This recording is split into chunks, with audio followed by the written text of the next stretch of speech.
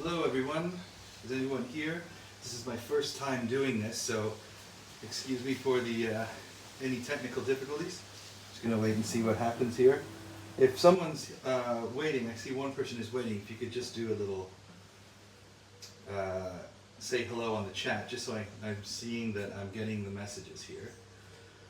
So I'm here in Mullins Bay, Barbados. It's beautiful out right now.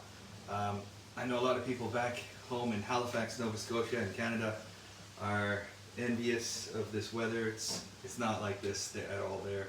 I wanted to do this this live chat for you guys because there was a whole bunch of questions that I couldn't really answer. Oops, 1 second here. I'm backwards, so there we go. I can see that. Sorry about that, guys. Okay, yeah, right on. As this is my very first YouTube live chat, and I'm just gonna get things sorted here. Move the camera a bit closer so that you can hear me. How's that? Cool, right, so wanted to do this for all of the people who have reached out asking about the song Just Passing By, and it's been really cool to see all the views happening and all the comments, so thanks once again. I know Benny and I were really excited to do an acoustic version of the song, and I wanted to keep on top of answering some questions, so I thought I'd do this live chat. And I'm going to actually, if someone could just write and just make sure that I'm seeing the chat messages. Otherwise, what I'm going to do is I'm also going to go to some of the other questions on the main video and have a look here. So I'm just going to go to my questions. Okay, so right, so one of the at one Basabi 9835 asked me about the time signature of this song. So what I also thought, I've also got a lot of requests for people to do, for people asking about how to play the song. I might do a couple of chord changes for you and show you for you guitarists out there. But one of the questions here from this person here was that they liked how this Lost Wave song was in 9/8. So 9/8 is a time signature. Usually a song is, lots of popular songs, the most common time signature is 4/4, which is 4 beats per bar. So if you've got, like a song like The Boxer, like I am just a poor boy, though my story's seldom told, I've squandered my existence, right? So that is just 1, 2, 3, 4, 1, 2, 3, 4, 1, 2, 3. So if you take 2 bars of that, it would be 1, 2, 3, 4, 5, 6, 7, 8. Okay, so that would be 4, 8. When you do 9/8, you actually have an extra beat added on top of it. So it'd be like 3, 4, 5, 6, 7, 8, 9. 1, 2, 3, 4, 5, 6, 7, 8, 9. 1, 2, 3. So the chorus of Just Passing By is so low, I'm so low, so 1, 2, 3. So eighth means it's 8th note, so it's 1, 2, 3, 4, 5, 6, 7, 8, 9. 1, 2, 3, 4, 5, 6, 7, 8, 9. 1, 2, 3, 4, 5, 6, 7, 8, 9. 1, 2, 3, 4, 5, 6, 7, 8, 9. 1, 2, 3, 4, 5, 6, 7, 8, 9. 1, 3, 4, 5, 6, 7, 8, 9. Like that. So then, and that gives that kind of jerky feeling. It throws the time off for a bit. And the reason why I did that, well, funnily, I wrote this song very early on in my career, and I was trying to experimenting with things, and I kind of thought, how is it possible to do a chorus in something like 9/8 and make it catchy? And the song is about waiting for someone to make up their mind in a relationship, just wondering what's going on, thinking that something was going to happen and then it didn't. And so I kind of wrote this song like you're checking your watch and everything resets. Like you sort of, it's like so long, so long, so long. So you're just sort of waiting around, checking your watch. Everything's off. Everything's just slightly off, and you're kind of excited about what's going to happen in this sort of prospect of love, or the relationship, or meeting someone new, but you really don't know what's going to happen. So I wanted to throw that off. It is an odd thing to do, and we can say that we were the only band in Halifax to get a song on the radio with 9/8 in the chorus. So I'm just going to check my my live feed here and see if anyone is watching. Cool, here we go. Hello, Ethan. Hi. That's kind of virtually saying hello here. So yeah, if you want to ask any questions here, that would be wonderful. I can see your chats. Better Otato, Miguel PC, Intactile, Man, Egg Noodle, Cody, Ryan. Hello. Thanks for joining me, guys. So yeah, one of the other questions I got was, what was the inspiration for this song? I had just met someone, and I was kind of trying to figure out what was going on with this whole relationship. And I was actually taking the bus home. I live in a place called Halifax, Nova Scotia in Canada, and it's a coastal city on the Atlantic coast. And the city is actually comprised of several regions, but two main cities, Halifax and Dartmouth, and they're connected by two bridges. And I went to school in Halifax and lived in Dartmouth. My parents lived in Dartmouth. So I would always take the bus back and forth from school. So that's how I kind of came up with the term "just passing by," because that was it. Most of my life was just passing by things and looking out. I used to have my little notepad and jotting down lyrics, and that's the thinking about things back in the day before there were cell phones and things to look at. You kind of invented your own way of passing the time. So that's how I wrote the song. So yeah, let's see. Nice to meet you. Gives me Crowded House vibe. I love Crowded House. Crowded House. Oh my gosh, like 4 seasons in one day. 4 seasons in one day. I mean, it's a beautiful, beautiful song. Yeah. So how does it feel to have been rediscovered and brought to a wider audience? It's been really great. I want to thank all of you guys for reaching out and making all the comments. I know I was chatting with Benny, and it's just overwhelming to see a song that was written and performed 30 years ago and just got lost in the ether. Like it just sort of went away. It was sort of that strange time between analog and digital. And like when you recorded a song, you went to a studio. This song was recorded onto 2-inch tape by Glenn Meisner and Carl Falkenham in Halifax, and it was a big deal. It cost a lot of money and to go to a studio. You recorded it. It existed on these mediums that were hard until a CD was pressed, or until you made a cassette or something. You didn't have any. You didn't have any versions of it. So it was really difficult to keep. Really, we have the CDs, and then of course, as time passed, we all moved on and went to different things, and then the age of the digital realm came when MP3s and all of that happened after. This was pre-Napster, really, around the time of that. And so, now when we make a song, we make a digital version, we make an MP3, it goes into our iTunes or something, and we upload it, and it's there, and everyone can hear it. But this song was just gone, and it's pretty crazy.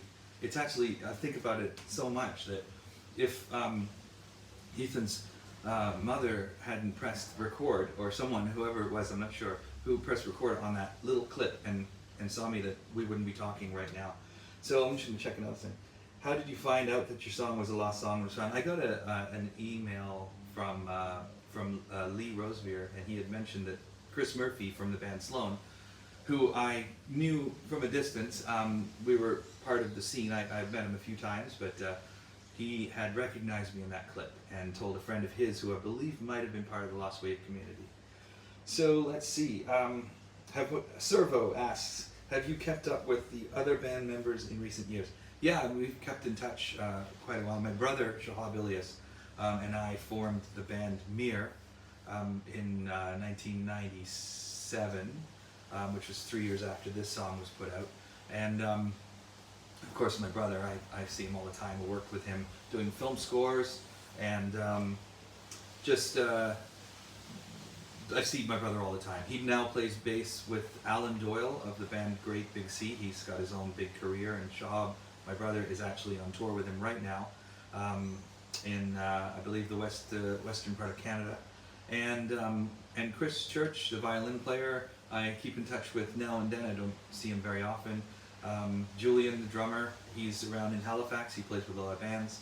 And of course, Benny and I reconnected about 3 years ago during the pandemic. We hadn't spoken probably in 25 years or so, and we reconnected. And then this has really brought us back together, and we were able to do that acoustic version for you guys. And Joel Allen is in Toronto, and I see him when I can. Once in a while, he's up in Toronto. He's a fabulous drummer. He has a couple of groups, yeah, it's been we keep in touch. We're all friends, and I think maybe we've been in touch a little more recently. I was writing a note to Joel and reconnecting with him as well. Did you forget the song about yourself until you found, this is Man. Did you forget about the song yourself until you found the Lost Wave community has been looking for it? In a way, we should be grateful for that person who accidentally hit record. Yes, absolutely. I didn't forget about the song. I knew the song. It's, I've got a very weird musical memory. If you ask me to play a song, I can generally pick it up pretty quickly, especially if it's something I've written.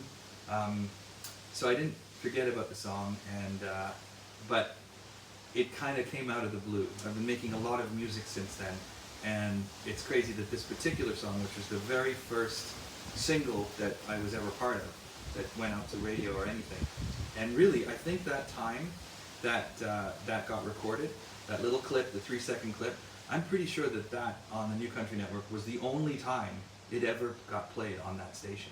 So it really is, it's pretty crazy, like alignment of things in the universe.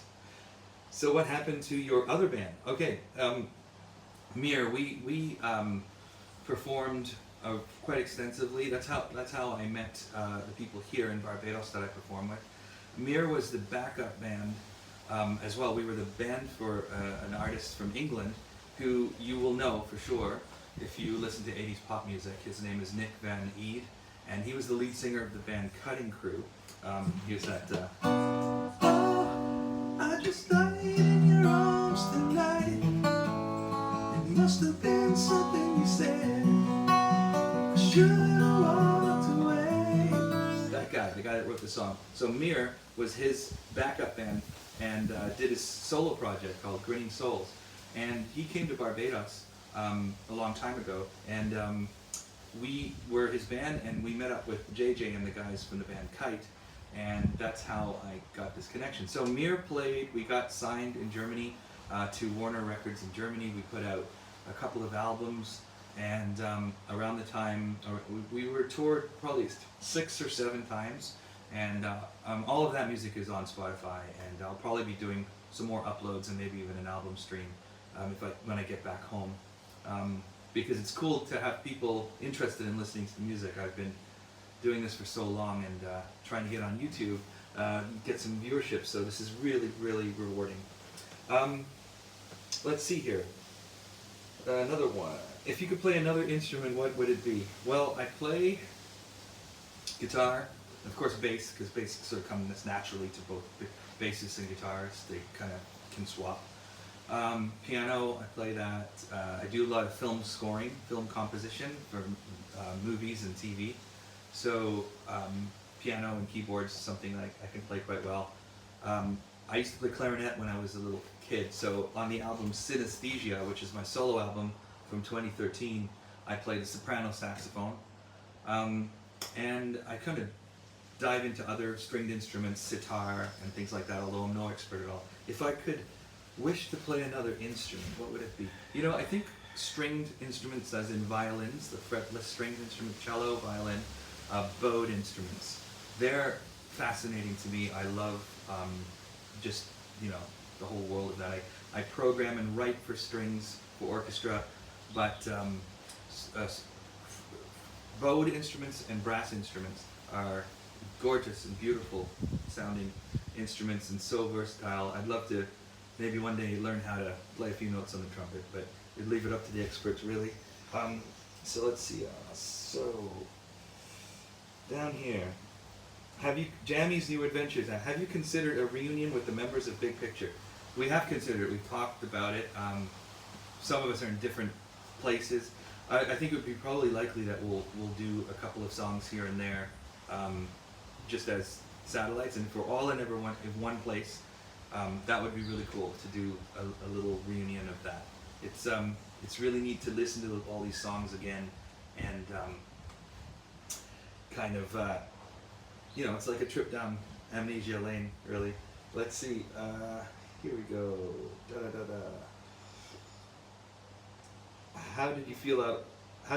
Taylor asks, how did you feel when you found out your song was lost?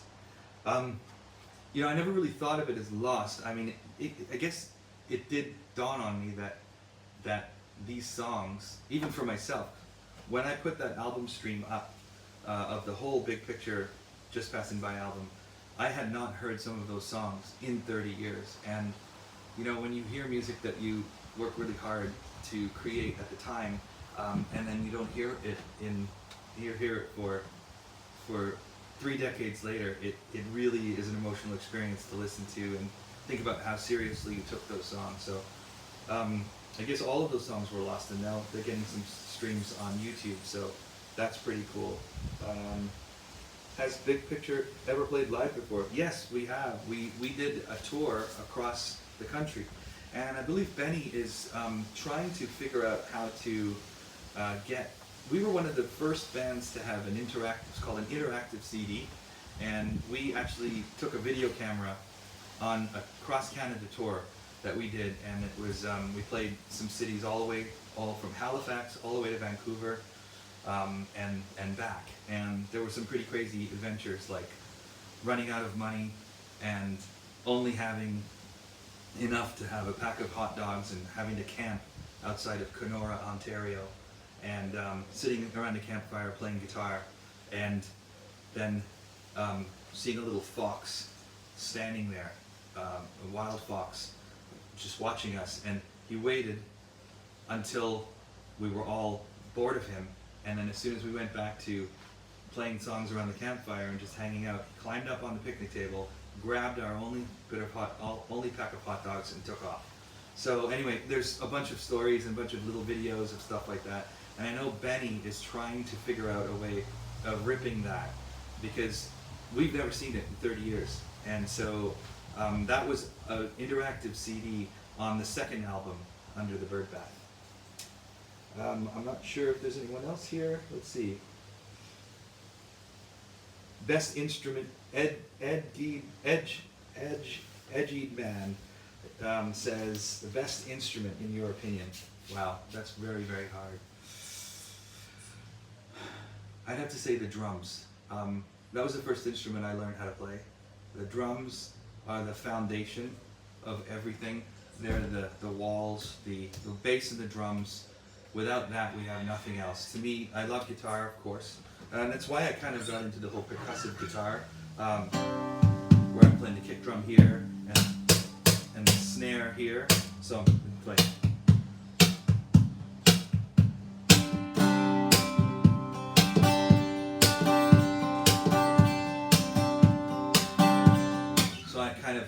Drums are everything to me.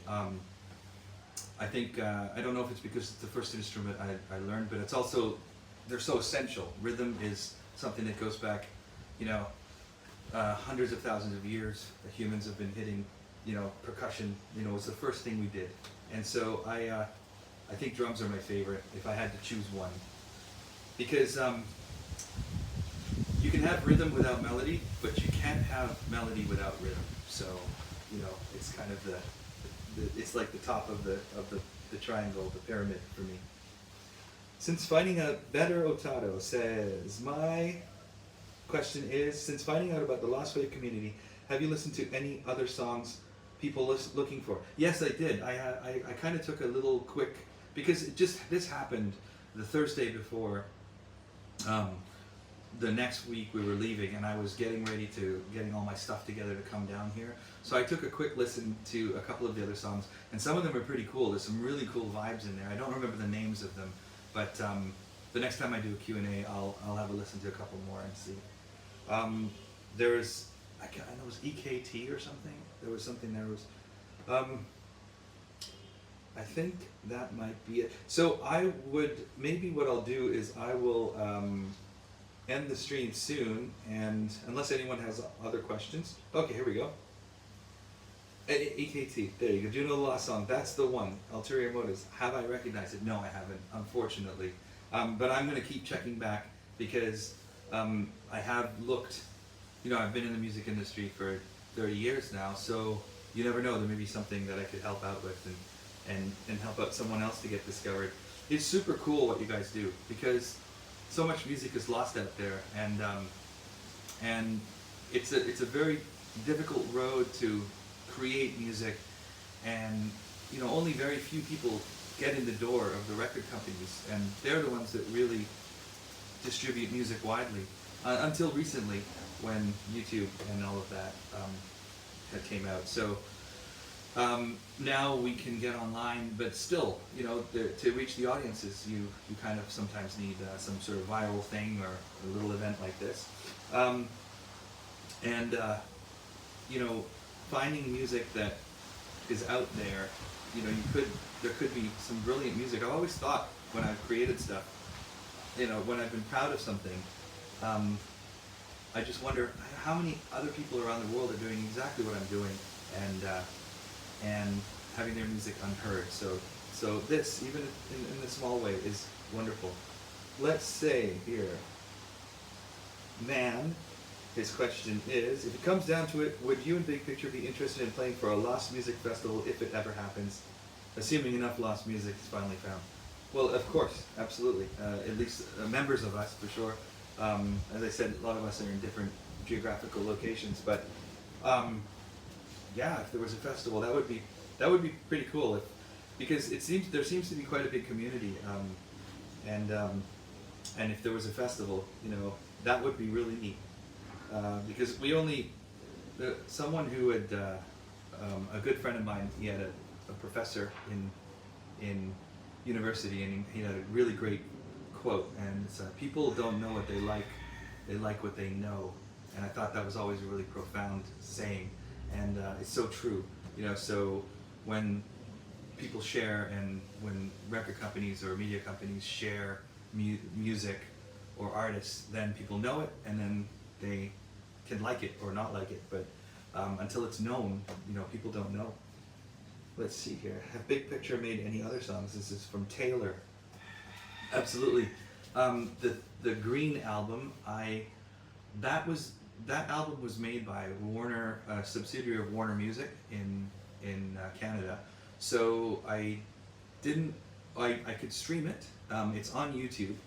It's a Green album. It's on my channel, and it's the other album that we made, and that is available to stream on YouTube, but I didn't put it up on Spotify because I'm just checking and making sure that we can, and all of that stuff. So stay tuned for that. How was Big Picture created? Well, we were friends in high school. This is from Eldrenix. So yeah, Big Picture was created from my friend Angus Gibbon. He was a drummer, and he was in grade 10. I was in grade 11, and actually I was in grade 12. And he and I got together and were jamming songs, and then we met Benny in grade 12, and we started playing with him. There was Chris's brother, Jonathan Church, was our bass player, and then after high school ended, Angus went off to school, Jonathan went off to school, and Benny and I kind of kept going, and we had met Julian right after high school, and then my brother decided he would like to join and play bass, and I went to Dalhousie University and was studying classical guitar for about a year and a half or maybe 2 years, and then we got signed to the label locally. We created our own label, really, and we got distributed, and we made Just Passing By, and that got on the radio, and so that's how that took off. And then after that, from that, we had a couple of nominations at a local, like a regional musical festival, and then we got the next set of demos signed to a small label, and that's when we made the second album. So, let's see, Ethan, hello Ethan McIntyre, he's the guy that started all of this. He's the baby in the baby video. Ethan McIntyre, hey Asif, I'm planning on making a documentary about my search for your song. I'm thinking of coming to Halifax to interview you guys for the film. Would you be down? Absolutely, 100% Ethan. Like anytime, absolutely. By being the spark that started this wave, absolutely, it's the least I can do, and I'm sure Benny and others would be well into it. So count us in for sure. Let's see. I've got another question from Man. Did Passing By perform well when it first came out in the 90s before it came forgotten? Well, it performed well in that it did get on the radio. A local pop station called C100 played it. It got a couple of nominations from a regional musical awards festival called the East Coast Music Awards, which basically includes all of Atlantic Canada, so the provinces of Newfoundland, PEI, New Brunswick, and Nova Scotia. And they have a East Coast Music Awards. They got some nominations for that. We never won any awards. We were like the Susan Lucci of that award show. It was not until 2013 when I put out my solo album Synesthesia that I was part of winning an ECMA award. And so I think that was the 34th nomination that won. So yeah, we were a band that didn't sound like anything that was coming out of this out of the region, Nova Scotia. So it, we were outliers. The scene, Halifax, Nova Scotia, where I live, was known as the Seattle of Canada. A lot of grunge bands in the mid '90s were happening, so it was. We just didn't sound anything like that was coming out of Halifax. And then of course the regional is some beautiful Celtic music. There's a strong Scottish and Irish culture, and so there was a lot of fiddle music, a lot of Celtic music, gorgeous stuff, but we just weren't part of it. And even though Chris played violin, the style of violin he was playing and the songs that I was writing and the parts that I was writing for him were not fiddle, really. They were not Celtic fiddle. If anything, they were more jazzy, Stefan Grappelli, some, just sort of left of center, really. So it did okay, and it got the video, it got on much music on the East Coast show, but it didn't really have any like major wild success that way. So what else? Lee Ree Monarch says, what is this place where the music video was recorded? So it was a barn north of Toronto in Canada. Toronto's the largest city in Canada, in Ontario, in the sort of the Great Lakes region, and it was a barn in, I think, Orillia, Ontario, if you look on a map, Orillia, it's north of Toronto, and the director had chosen it because when you got to the barn, it was filled with all of these old, junky, but cool artifacts, and I never quite understood the concept of the video, even at the time. But the barn was full of all of these cool things to film, and so I believe the guy in the video is trying to contact someone from his planet or something. He's building something. He's sort of this eccentric fellow building something, and the girl is passing by on her bike and notices and starts noticing who is this weird guy, and we're in the barn playing. So in the 90s, I think there was this sort of trend for bands to be doing a performance of the song and then have this B-roll, and the B-roll would be some quirky idea that was that sort of kept the viewer, engaged throughout the song, and like a great example, like the top example of that would be Radiohead's what was the song? You Do It to Yourself. I can't remember the name of the song. Anyway, the band's playing, but it was, this incredible story and really cool short film that was happening as B-roll to the band's performance. Um, the room where you had like a rug on the wall and a mirror. Yeah, that was let's see.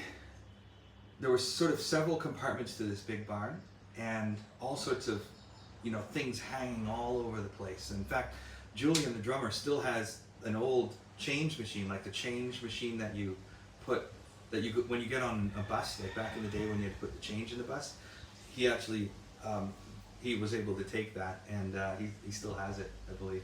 There was just all sorts of stuff, like things that you would never see before, like typewriters that were made from brass, and old bicycles and artifacts. It was like, an antique lover's dream, that barn. So, let's see, is this just, that's what's right. Servo answered the question. It's such a great track. That album was an amazing album. And it was funny. It was one of my favorite albums at the time, but then Radiohead evolved to becoming really experimental, and they made some amazing stuff that was very cinematic. So Radiohead's a big influence on my brother, the bass player, Shahab's. In his life, Radiohead was one of his favorite groups. So let's see. Edgy Man is, I'm still searching for the weird obscure Jamaican song I got from radio after 80 days. Okay, so the full album is on his channel. Yep. Was the interactive CD included with the album? It was included with the Green album, and I think you need to have a PC. It was like the very, very, very early days. A fellow by the name of Bob Atkinson and Benny Fong, who is a really great guy with media, they put this together, and it was like a map, and you could click on the map, and it would pop up a video, and it would show us like what we were doing in a particular region of that tour. And this is before YouTube, or before that kind of content was easily available. And we had been inspired by Peter Gabriel's album. I think it was what was it called? Us. I think the album Us by Peter Gabriel, and he had an interactive component on that. And I think Us and the Bare Naked Ladies as well had an interactive component. And we were the only other one, I think, in Canadian music at the time to have had an interactive component, a multimedia component on a CD. So we were pretty proud of that one. What were and are your biggest musical inspirations? From Freedom Gundam 95. Yeah, let's see. I listen to a lot of old music when I'm just relaxing at home, like a lot of 60s, and I love Brazilian music, bossa novas, and a lot of vintage stuff like that. 70s, 80s, a big 80s fan. My favorite influences songwriting-wise would be Mark Knopfler of Dire Straits, The Police. I'm a huge Police fan, and Sting's songwriting, and Stuart Copeland's also quirky stuff, and Andy Summers' chords. So you can ask me anything about The Police. Neil Finn, Crowded House. That's a huge influence on my writing as well. Paul Simon.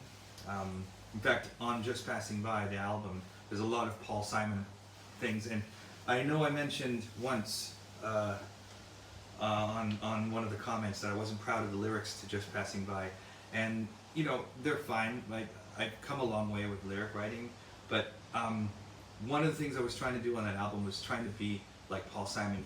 He would take these completely random images and stories and anecdotes and little lines and weave them together, and they would make profound sense. But not until very later in my career did I realize that he'd been writing songs, like the stuff that I was listening to on Graceland, and Diamonds on the Soles of Her Shoes, and songs like that, or The Boy in the Bubble.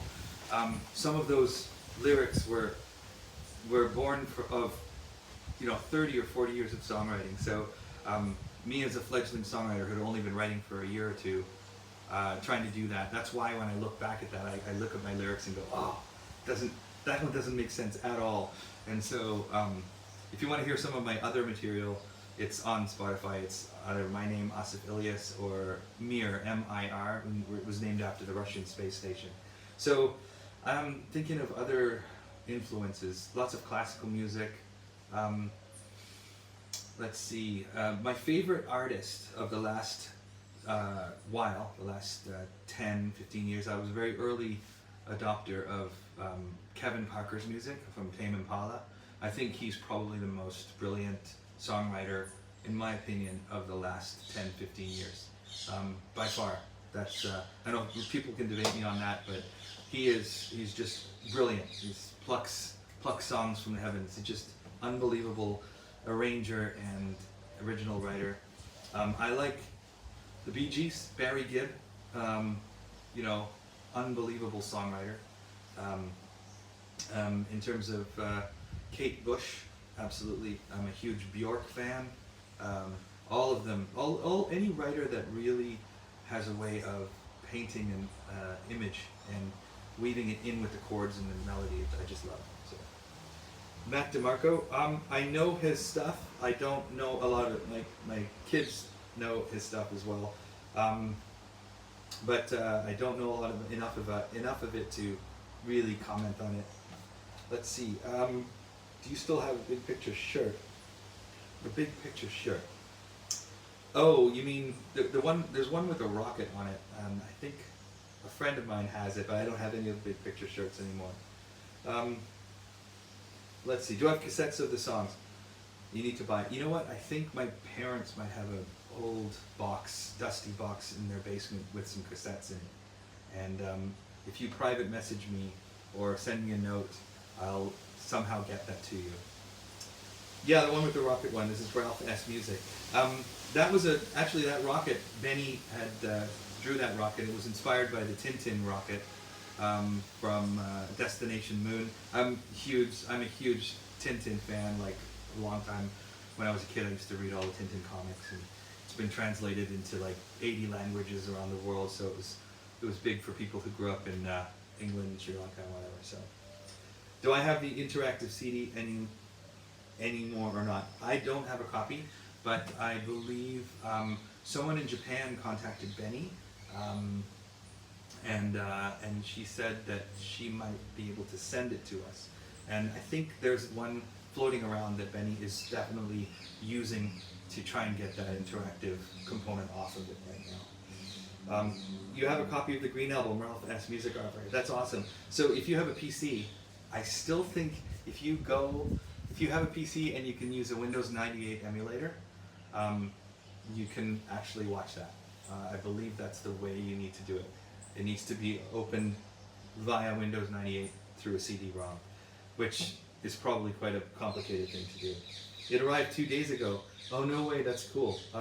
You probably got it from one of those Discogs or something. Yeah, I believe the one that the person from Japan is sending actually has Japanese card in it. It looks pretty cool. You have a PC with Windows 95, Ralph S. Music Archive says. There you go. Okay, well, you should be able to integrate. So if you have success opening that, you might see, I think there's a video of me trying to open up a can of beans with no can opener at a campsite. Anyway, it's pretty crazy. This latest question, have you heard of other lost waves? I've heard some of them. I've scanned through a bunch of them and heard some really cool like moods and vibes and stuff like that, but I didn't really have any favorites, but I'm going to take another listen to them again so that I can answer your questions. Next, Freedom Gundam 95. Do you like and or listen to Rush? Absolutely. If I didn't mention Rush. I don't know. You know, I think it's because my wife and daughter, like, I think Geddy Lee's voice doesn't rub people the right way sometimes, but I'm a huge fan of Rush. I learned, you know, if you're a guitarist or an instrumentalist in Canada, it's almost just like required learning to do Rush, right? Rush is like, they are, I would say, along with the Police, for me, the Police, but they're one of the best trios in existence, like, ever. You know, I mean,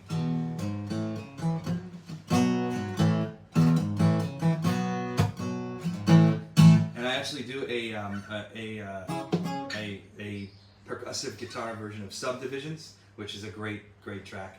And I'm going to be doing that recording on my next album, because I've been sort of living with the acoustic guitar doing stuff, and I do a version of Subdivisions. You can actually find that on my channel under the playlist, The Songs That Shaped Me, and then I talk about doing Rush, my connection with Rush. I actually got to meet Alex Lifeson, and I met him. You can see the video. It's this whole story's there. I had to dress up as a undercover. Well, I was an undercover actually. Alex Lifeson was an undercover male prostitute, and I had to dress up like one of his entourage in order to meet him. But I never got to meet him until very, very late, like the next morning. It was being an extra on a Trailer Park Boys, who are from our region, and a friend of mine who was working casting said, do you want to meet Alex Lifeson? Because she knew I was a big fan. And I said, absolutely. But she didn't tell me what I needed to do. So I got there, and there was my size 12 feet. I had to wear pumps and a mini skirt and all of this stuff. It was very interesting. And we froze out in the Halifax waterfront. And I never got to meet Alex Lifeson until very, very. I actually didn't think I was going to meet him, but he had actually heard of the band Mir, and that was really rewarding. So yes, big Rush fan. Taylor, since your name is Osabilius, are you from an Arab country? No, I'm not from an Arab country. My ancestors, I believe, were from Morocco and India, but they came, and generations and generations later, Sri Lanka is where I was born. Sri Lanka, which is a tiny little island just south of India. Like India is like this triangle, and there's this little teardrop-shaped island at the bottom.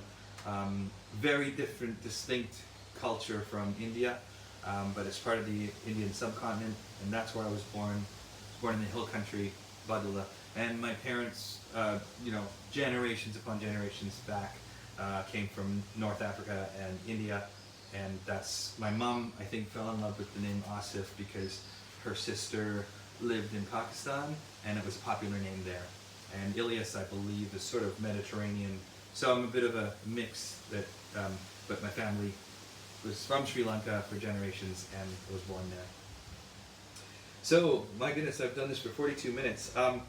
Let's see, do you have any advice about looking for other lost songs and for their artists that are going through something similar to you, where they're unaware their songs are being looked for by people? Well, my God, yeah, I mean, just check on the Lost Wave community. The Reddit page will probably take you to that. I mean, you can do a Google search, because I think you'll make a lot of people happy that that you reached out and found. If I had known that you guys were looking for me, it wouldn't have been such a long wait. But it was pretty crazy for me to find out that there was, all of this searching going on, and it's been really fun to see some of the different memes coming out. And of course, I don't have the goatee and the long black hair. I wish I did, but I have very little hair left. But I suppose I could grow it out. It just wouldn't look so good. Goatee is of course possible, but yeah. Do I have a favorite dish? Wow, that's a best question from Freedom Gundam 95. My favorite dish.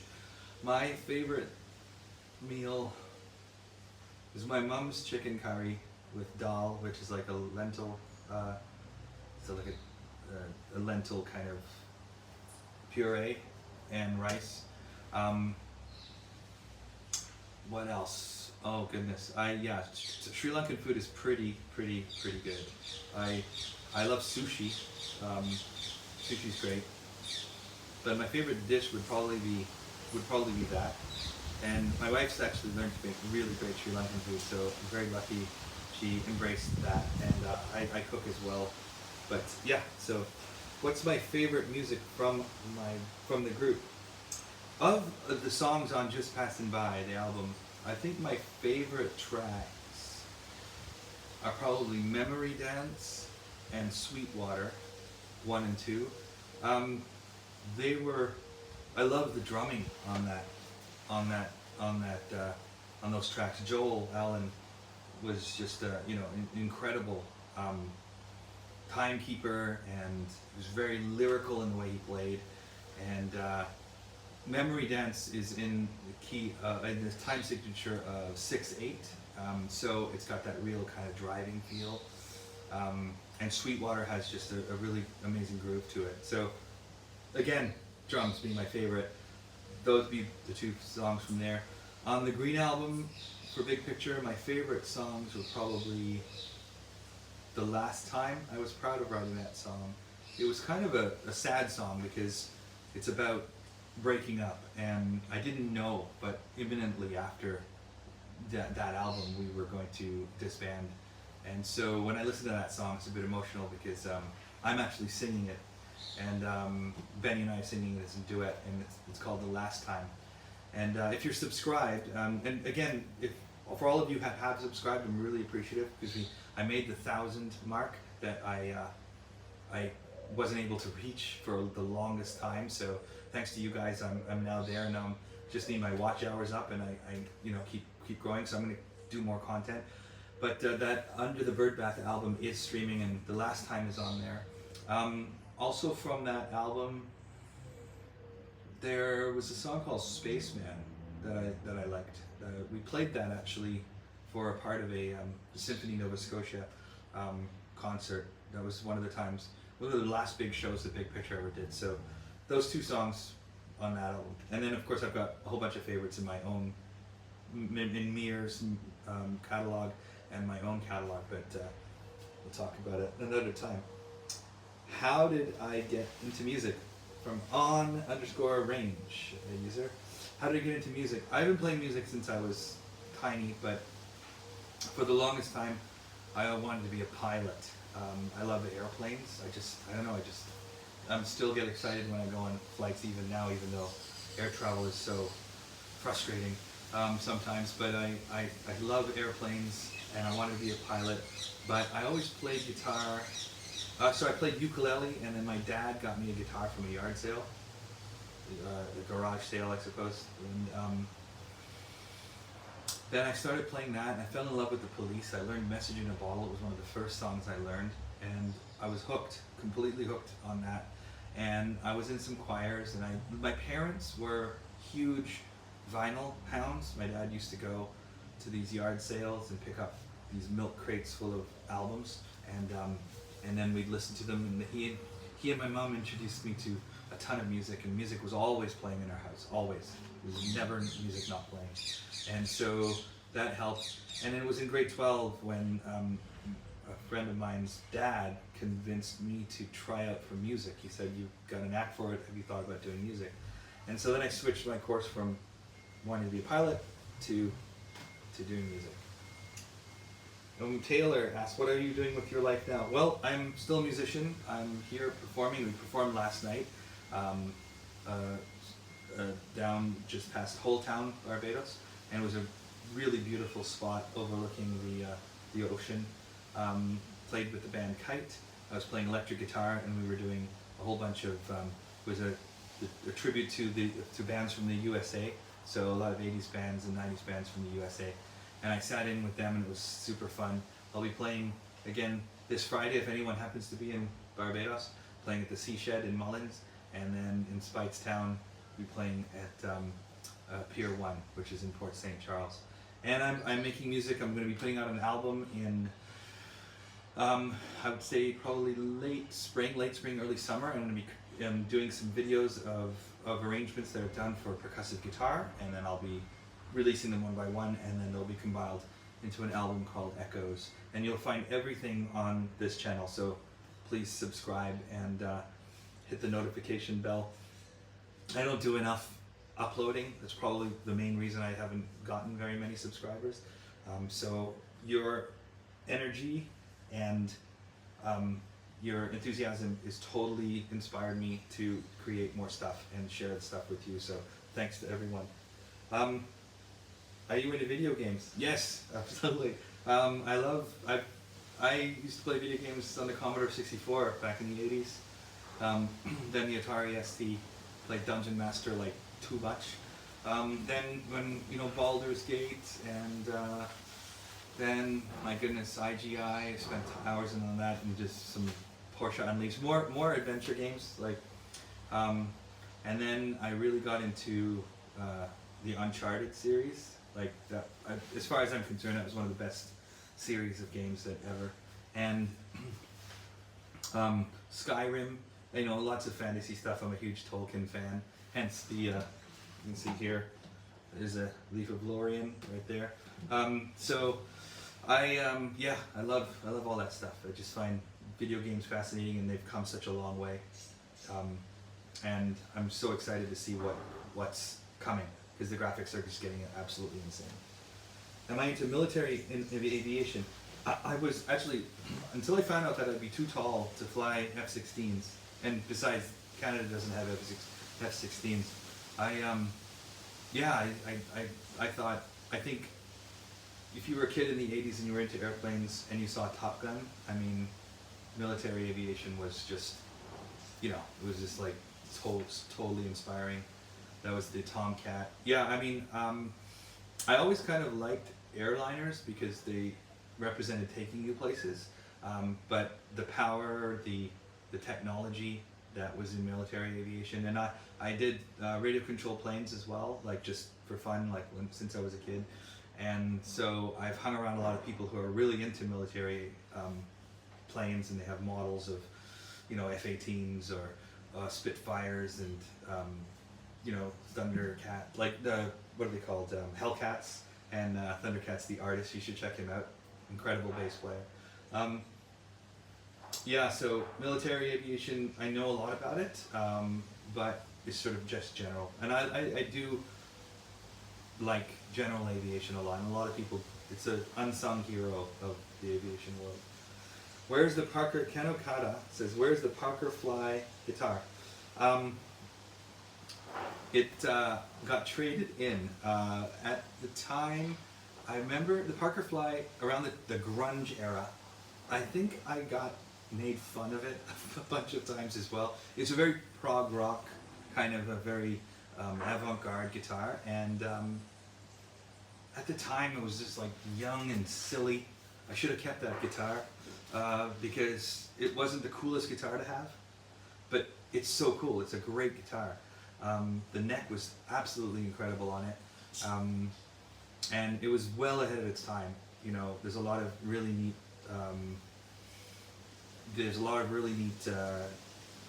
versions of new guitars, new builds that are kind of based on that. So yeah, I got traded in for I believe I got a Gretsch Nashville for that. So let's see, I've got 10% left on my battery, so I'm gonna end this soon, and I'll do another one of these if possible. Maybe I'll do it along with the tutorial. That's why I had the guitar here, to do some songs, but maybe I'll just do another one now that I know that this works, and I can answer questions about chords, and I can teach you how to do Just Passing By. Right, so I'll do that in another Q&A maybe, tutorial, a live one, because I think that's probably the best way to show that. So, yeah, all right. Well, thank you so much. All these comments are incredible, and I looked 40 in the music video. How old were you actually? I looked 40. It's true. I was at the time 22 or 21, I think, when we did the video, because it was 1994. So yeah, but I'm going to sign off now, and thank you so much for all your questions, and again, don't forget to subscribe and keep the energy going. It really helps me out, and spread the word. This is great. I'll be back for another Q&A. I'm actually going to do a little listen through with my friend JJ. He was also in a band called Kite, which I know you guys probably don't have any knowledge of this band Kite, but it's another band that has been lost. Great music, incredible songs, had a limited success. They're from Barbados, but great pop band. And so we're going to be talking about his songs and some of our songs. And we're going to do a little conversation and analysis of those things. Thank you so much, guys. I will sign off now. And have a great day wherever you are. I'm going to go try and enjoy some of the sun before getting ready for the next show. Okay, take care, guys. Thank you. Bye-bye.